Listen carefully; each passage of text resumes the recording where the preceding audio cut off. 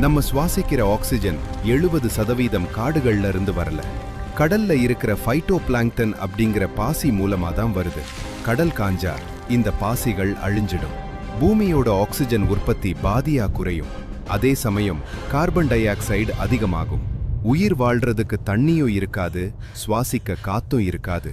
கடைசியா சில மாதங்கள்ல பூமி எப்படி இருக்கும் தெரியுமா? விண்வெளியில இருந்து பார்க்கும்போது அந்த அழகான நீல நிறம் மறைஞ்சு போயிருக்கும். தாவரங்கள் கடுகி காடுகள் அழிஞ்சு பூமி முழுக்க செந்நிறமா புழுதி புயல் வீசக்கூடிய இன்னொரு செவ்வாய் கிரகமா பூமி மாறி. ஆனா ஒரு உண்மையை நம்ம புரிஞ்சுக்கணும். கடல் நமக்கு சும்மா அலைகளை வேடிக்கை பார்க்குற இடம் மட்டும் இல்லை. அதுதான் இந்த பூமியோட நுரையீரல்.